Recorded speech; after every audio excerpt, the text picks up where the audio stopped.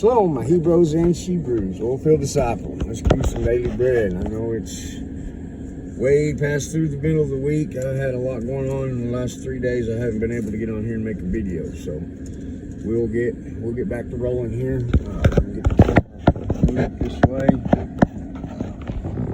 In the foreground, looks like they're going to be raising a little rig, so y'all can watch that, or you can get your Bibles out and follow me, which I would prefer, but anyway, we will be in our daily bread today. Exodus. Where did we leave off?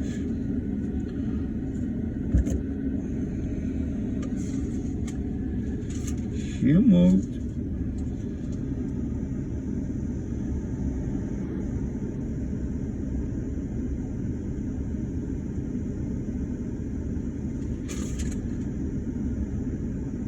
We were in Exodus 24, I believe. Anyway, that's where we're going to read today. Exodus 24, I think we're in John 5, 4 or 5, Psalm 71, and Proverbs today is what, the 23rd, so it would be Proverbs 23. So, again, my apologies for no videos early through the week. Had a lot of issues I had to deal with.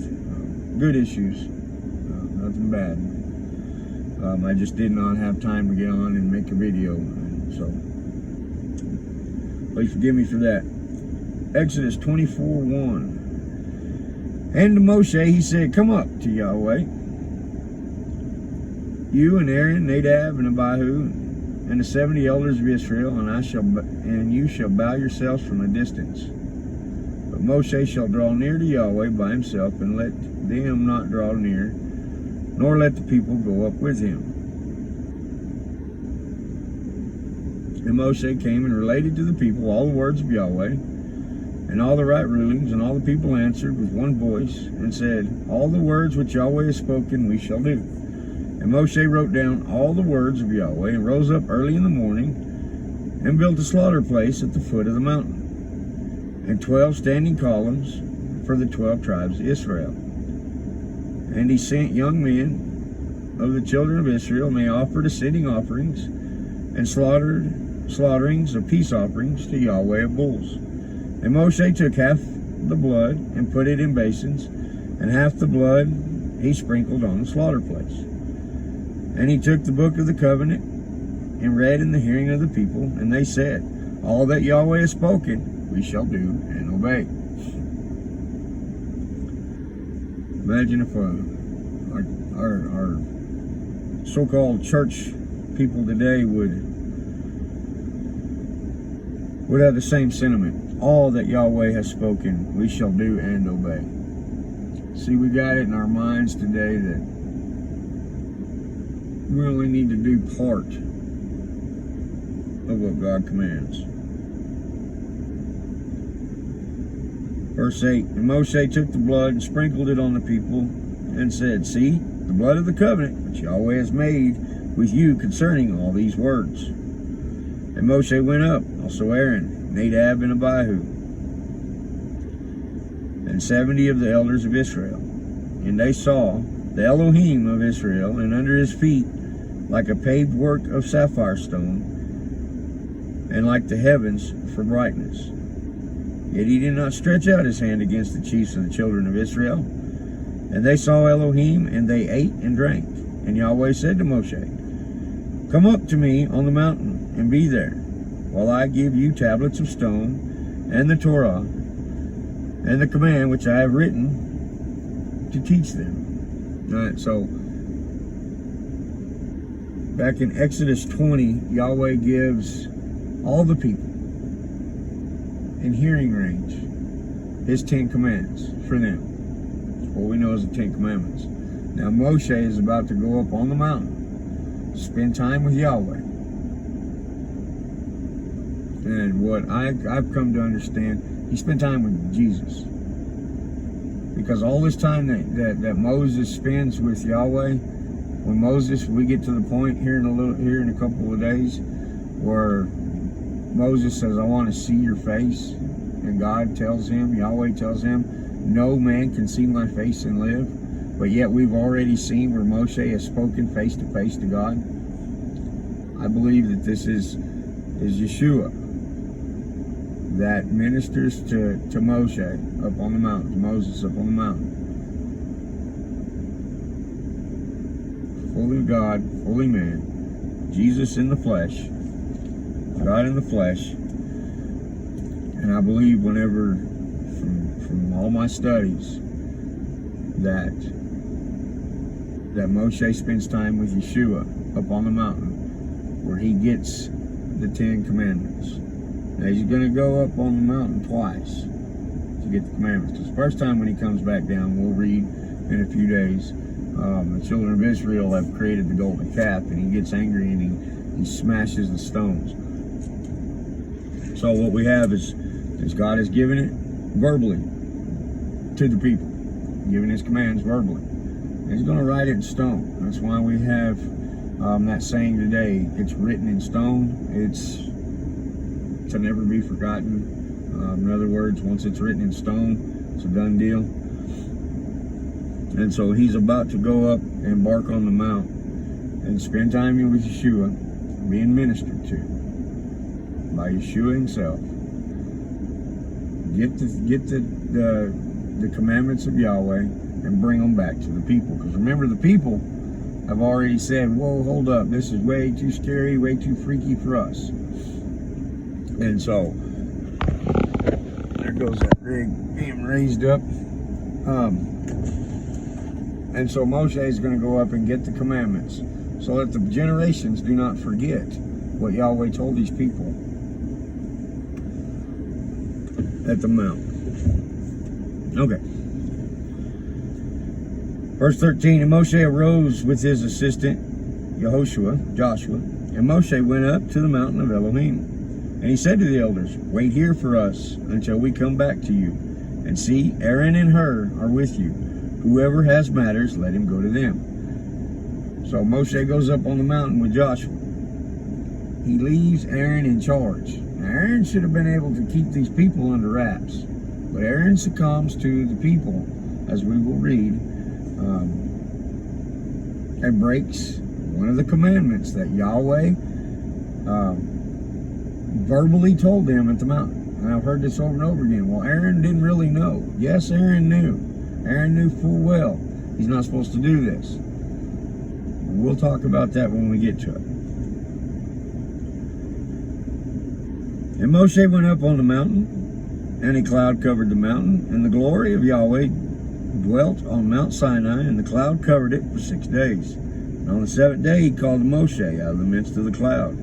And the appearance of the glory of Yahweh was like a consuming fire on the top of the mountain, before the eyes of the children of Israel. And Moshe went into the midst of the cloud, and went up into the mountain. And it came to be that Moshe was on the mountain 40 days and 40 nights. It's also interesting that on this that Moshe waited 6 days on the Lord, and then the 7th he went into the midst of the cloud. A day is 1,000 years, 1,000 years a day. Let you research that. Go with that where you will. Let's go ahead and read Tehillim 71, I believe.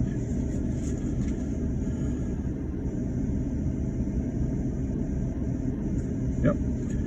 Tehillim 71:1. Psalm 71. In you, O Yahweh, I have taken refuge. Let me never be ashamed. In your righteousness, deliver me. Deliver and rescue me. Incline your ear to me and save me. But to me a rock to dwell in, to go into continually. You have given the command to save me, for you are my rock and my stronghold. Rescue me, O Elohim, O my Elohim, out of the hand of the wrong, out of the hand of the unrighteous and cruel. For you are my expectation. Master Yahweh, my trust from my youth. Upon you I have leaned from my birth. You took me out of my mother's womb. My praise is continually with you, of you. I have become as a wonder to many, but you are my strong refuge. My mouth is filled with your praise, your splendor all the day. Do not cast me off in the time of old age, when my strength fails, and do not forsake me. For my enemies have spoken against me, and those who watch for my life have taken counsel together, saying, Elohim has forsaken him. Pursue and take him, for there is no one to deliver. O Elohim, do not be far from me. My Elohim, hasten to help. Let those who are adversaries of my life be ashamed and consumed. Let those who seek my evil be covered with reproach and confusion. But I continually wait, and shall praise you more and more. My mouth recounts your righteousness, your deliverance all the day. Though I do not know their numbers, I come in the might of the Master, Yahweh. I make mention of your righteousness, yours alone. Elohim, you have taught me from my youth, and to this day I declare your wonders, and also when I am old and gray. O Elohim, do not forsake me, until I declare your strength to a generation, your might to all those who are to come. For your righteousness, O Elohim, is very high. You who have done great deeds, O Elohim, who is like you? You who have shown me great and evil distresses, revive me again and bring me up again from the depths of the earth, and increase my greatness, and comfort me on every side. Also, with the lyre, I praise you. Right? The lyre there is a stringed instrument like a harp, not lyre, lyre, pencil part. For your trustworthiness, O my Elohim, I sing to you with the lyre. All set apart one of Israel. My lips shout for joy when I sing to you, even my being which you have redeemed. My tongue, too, utters your righteousness all day long. Does it? Does our tongue utter his righteousness all day long? Or do we question Yahweh at every corner? Did God really say? Does God really require? For those who have been seeking my evil have been put to shame and have become abashed. Now remember, as we read the Psalms, this is David. This is like lyrics to a song or a poem. It's David's heartfelt message throughout generations of how his relationship with Yahweh is. And then we can take that and we can put it into our understanding of our heart, and how we view and see Yahweh. And if it doesn't line up, our thoughts, our beliefs, our feelings don't line up with what we're reading here, then we need to work at getting it there. I'm not saying David was right all the time. I'm not saying that David was an unsinful person. No, David was about as jacked up as any of the rest of us, if not more. But David knew how to repent. David knew how to ask for forgiveness through that repentance when he had screwed up. That's something that we today, we don't even want to take responsibility that we did anything wrong. And when I say we, I'm talking as the whole of mankind. All right, Proverbs 23.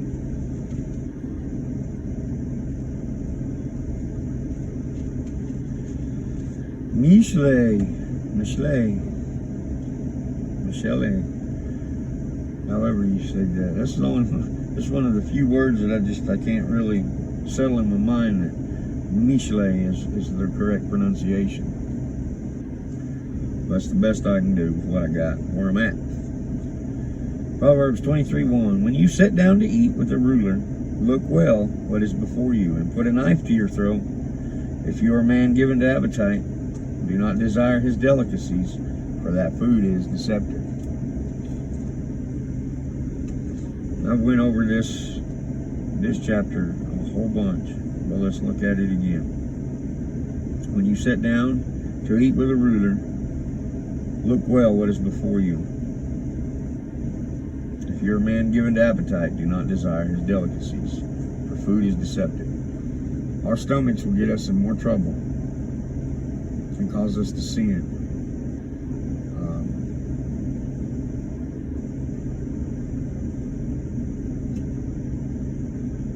close. Like I've said, when the grocery stores quit bringing food in, quit having food, and they close their doors, and you're not prepared, and your kids are hungry, your children are hungry, your wife's hungry, you're hungry.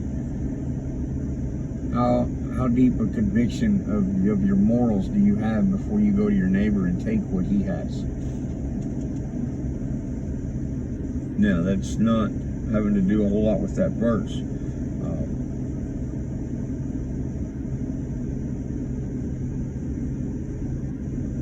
The key to that is if you are a man given to appetite. If you're a man of gluttony, if you're a man who allows himself to be influenced to sin because of your flesh, beware of that. Verse 4, do not labor to be rich, cease from your own understanding. Do you set your eyes on that which is not? For riches certainly make themselves wings, and they fly away like an eagle to the heavens. Do not eat the bread of one having an evil eye, nor desire his delicacies.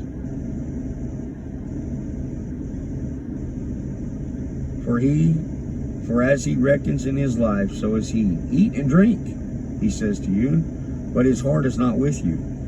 You vomit the peace you have eaten, and lose your sweet words, and do not speak in the ears of a fool, for he treads on the wisdom of your words, and do not move the ancient boundary. If we go back and look at Daniel told the king's guards, the men, that, hey, I'm not eating that food that you're serving me. I know it's an abundant platter, but we're not supposed to eat these things. And so Daniel tells these guards that if you will just give me this diet that I asked for, of vegetables and nuts and berries and stuff, if you'll give me that, I'll prove to you that we will not become sick. Because the king is very adamant that these men are fed well. And so the guards are like, man, if you don't eat what the king sent for you, you get sick, it's going to be my head. And so Daniel has to plead with the guards to just bring me this is what I asked you to eat, and we'll prove it to you. And at the end of I can't remember if it was a week's time or a month's time, that Daniel and his brothers looked better than those who were eating the king's delicacies.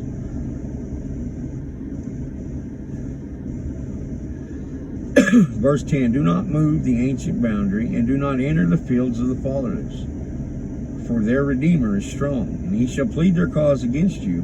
Bring your heart to discipline, and your ears to the words of knowledge. Do not withhold discipline from a child. If you strike him with the rod, he does not die. Strike him with the rod and deliver his being from Sheol. Discipline. We must discipline our own children just like the Father disciplines us. That's the ancient boundary.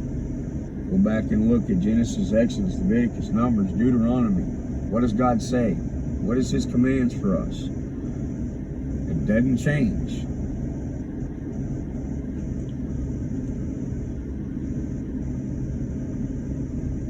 My son, if your heart shall be wise, my heart rejoices, even I, and my kidneys exult. When your lips speak what is straight, do not let your heart envy sinners, but be in the fear of Yahweh all day long. For certain there is a hereafter, and let your expectancy not be cut off. Hear, my son, and be wise, and guide your heart in the way. Be not among heavy drinkers of wine, or with gluttonous eaters of meat. For the drunkard and the glutton become poor, and slumber puts rags on a man. Slumber is laziness.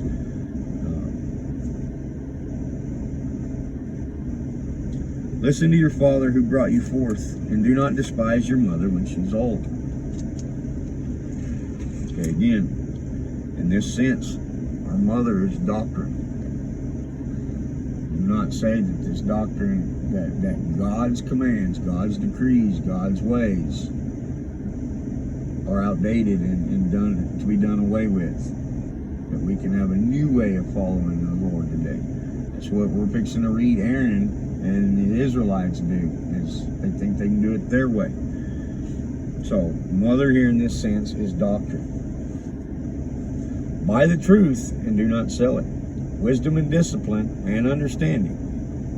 The father of the righteous greatly rejoices, and he who brings forth a wise one delights in him. Let your father and your mother rejoice, and let her who bore you exult.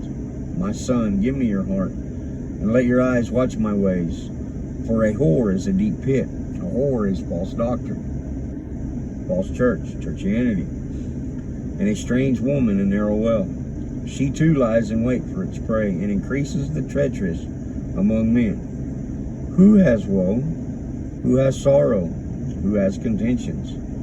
Who has complaints? And who feels hurt without cause? Who has redness of eyes? Those staying long at wine, those in search, those going in to search out mixed wine. Do not look on the wine when it's red, when it gives its color in the cup, as it flows smoothly. In the end, it bites like a snake and stings like an adder. Your eyes look on strange women, and your heart speaks perversities. And you shall be as one lying down in the midst of the sea, and as one lying at the top of the mast, saying, They struck me, and I was not sick. They beat me, and I did not know. When shall I wake up? Let me seek it again.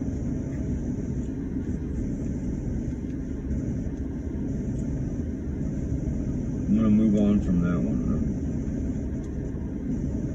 I would say go back, starting in verse 29, and study that out. Do a word study on that. On each of those words. John, we have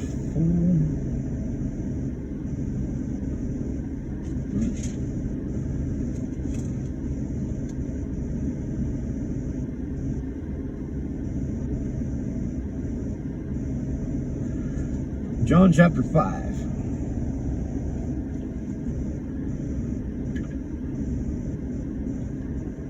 Yohanan chapter 5 verse 1 says, After this there was a festival of the Yehudim, and Yeshua went up to Jerusalem. And in Jerusalem, at the sheep gate, there is a pool, which is called in Hebrew Beth Zatha, having 5 porches.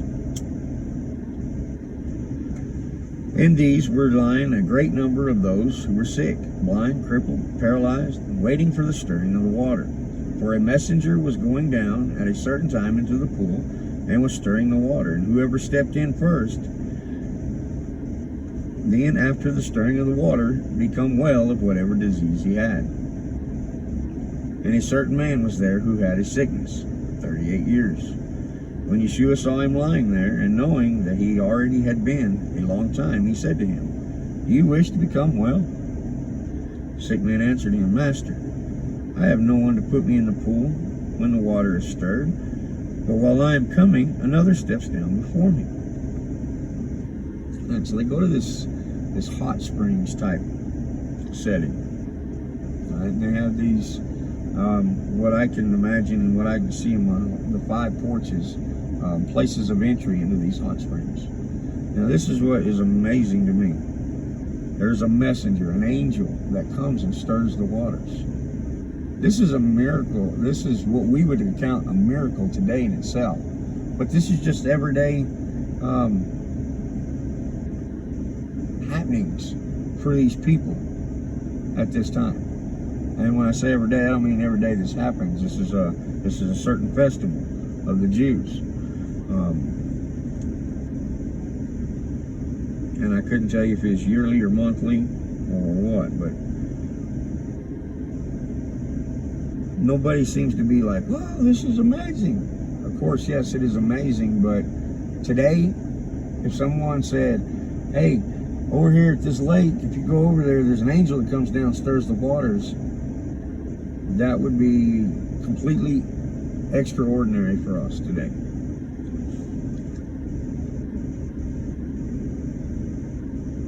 Where am I at? Verse 7, the sick man answered him, Master, I have no one to put me in the pool when the water is stirred. But while I am coming, another steps down before me. People at this time are just like the people today. Think of New York City. People will literally step on your head to get what they desire. And so we see this here. Nobody's willing to help this man out. He's been 38 years with this disease. And no one cares. It's all about me, myself, and I. Yeshua said to him, "Rise, take up your bed and walk." And immediately the man became well. And he took up his bed and was walking. Now it was the Sabbath on that day.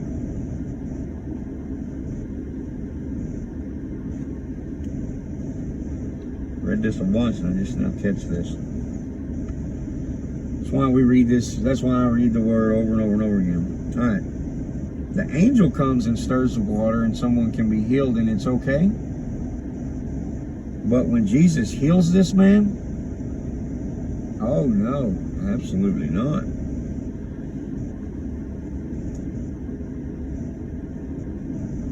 That goes to show how wicked and vile people are when it comes to handling the truth.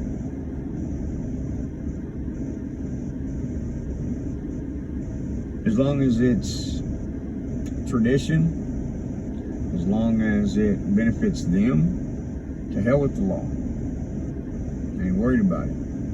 But the minute the truth convicts you or steps on your toes, oh, we're going to go back and we're going to dig something out. We're going to dig out some kind of law to make you at fault for saying the truth or doing the truth. Awesome. All right, verse 10. The Yehudim therefore said to him who had been healed, "It is the Sabbath. It is not right for you to take up your bed." And he answered them, "He who made me well said to me, take up your bed and walk." All right, now, let me read on for a minute. Therefore they asked, "Who is the man who said to you, take up your bed and walk?" But the one who was healed did not know who it was, for Yeshua had moved away in a crowd being in that place. All right, so the Yehudim get into issue of him taking up the bed, not being healed here. I got ahead of myself. But still, you see what I'm saying.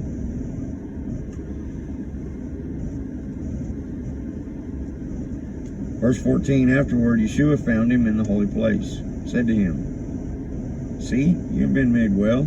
Sin no more, so that no worse matter befalls you." The man went away and told the Yehudim that it was Yeshua who made him well.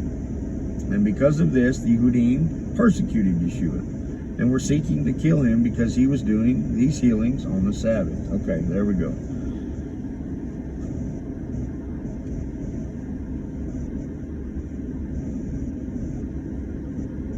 When we read the scriptures, sometimes other accounts can overlap themselves. That's why it's very key that we don't just read a few verses in a chapter. And a lot of times, just not one chapter alone. We need to read several chapters in order to get the full context.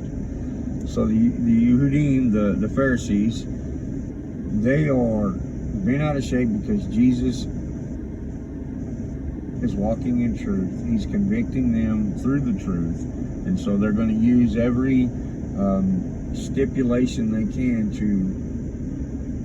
to accuse him, which is no different than what we do today. Verse 17, but Yeshua answered them, "My Father works until now, and I work." Because of this, then, the Yehudim were seeking all the more to kill him, because not only was he breaking the Sabbath, but he also called Elohim his own father, making himself equal with Elohim. That was blasphemy in their own eyes. Therefore Yeshua responded and said to them, "Truly, truly, I say to you, the Son is able to do none at all by himself, but only that which he sees the Father do. Because whatever he does, the Son also does likewise. For the Father loves the Son, and shows him all that he himself does. And greater works than these he is going to show him, in order that you marvel.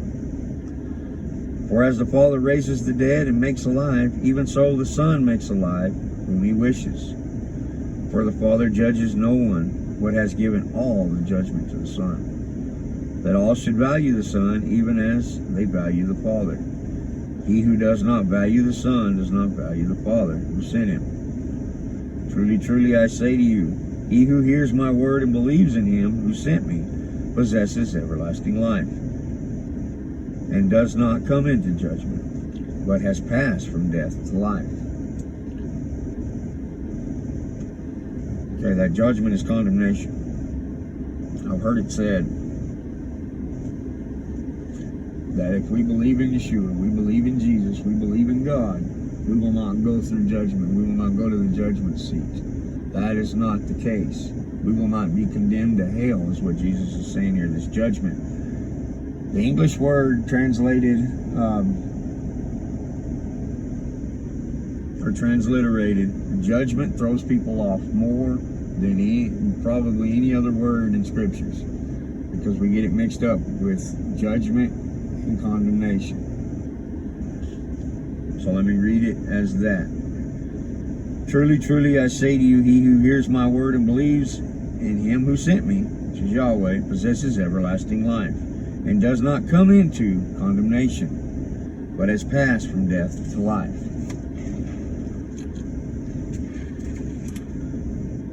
Truly, truly, I say to you, the hour is coming, and now is, when the dead shall hear the voice of the Son of Elohim, and those, having heard, shall live.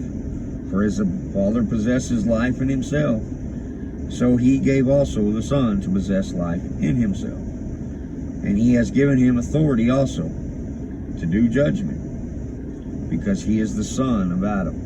Do not marvel at this, because the hour is coming, in which all those in the tomb shall hear his voice. And he shall come forth, those who have done good to the resurrection of life, and those who have practiced evil matters to a resurrection of judgment, condemnation. This other judgment that we just read is actual judgment. Judging. Of myself, I am unable to do any matters as I hear. I judge, and my judgment is righteous, because I do not seek my own desire, but the desire of the Father who sent me. Right. These judgments, I suggest you go look it up in the Strongs, do a word study on this judgment here,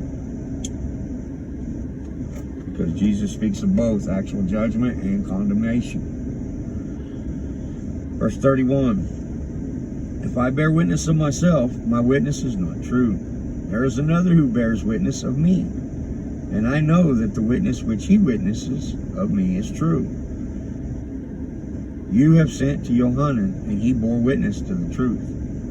But I do not receive witness from man, but I say this in order that you might be saved. He was the burning and shining lamp, and for a while you wished to rejoice in his light. But I have greater witness than that of Yohanan, for the works that the Father gave me to accomplish, the works that I do, bear witness of me, that the Father has sent me. In other words, his fruits. What he does is lining up with everything in the Torah. Go read Deuteronomy chapter 19.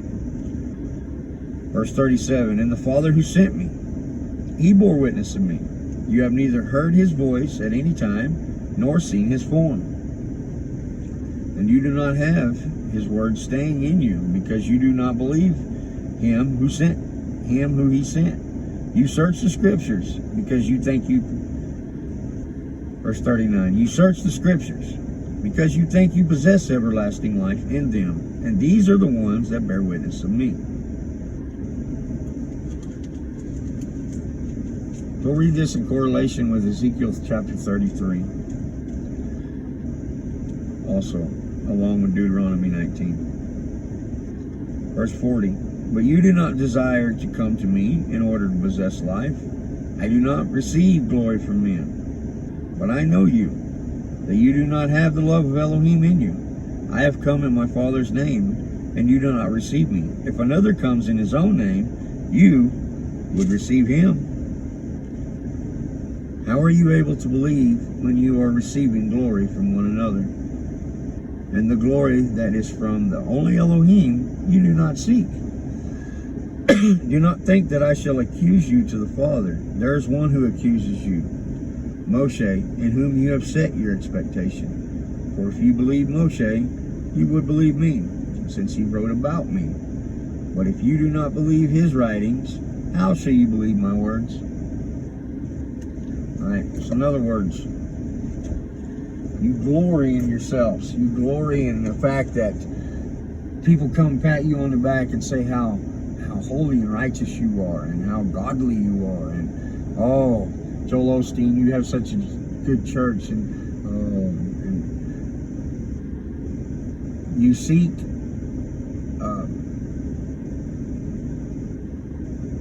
you seek the glory and honor of men, but you also seek the acceptance of men rather than seeking Yahweh, who's going to bring conviction. It's going to bring, that conviction is going to bring change to your life, and that change in life is going to be a new lifestyle.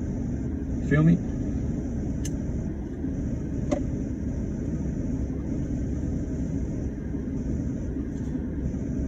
Seeking Yahweh with all their heart, mind, and soul is the first command.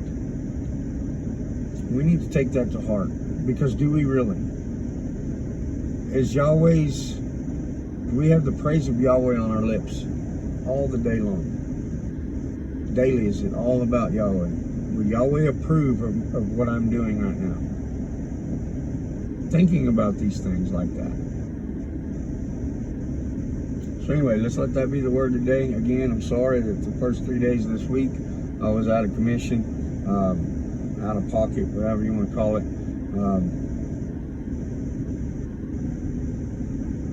And I just didn't have time to make no videos. It is kind of time consuming to do these videos. Not the reading part, but all the other stuff that goes involved with it. So with that, y'all be blessed, be encouraged, and always let this word frustrate you to go look it up yourself. Like I said, do word studies on some of these words. That way we make sure we're not getting our English understanding and English definition mixed up with what's truly being said in the scriptures. And so, if you're not subscribed to the channel and you like the content, or you're interested in the content, you want, please subscribe and go check out videos in my archives. I have some in-depth teachings about a lot of different subjects of scripture. And feel free to ask a question in the comments below. And I'll put my email link in the description. Email me if you have questions or comments that you'd like to keep private. So y'all be blessed. This is Oilfield Disciple, and I will catch you in the next reading.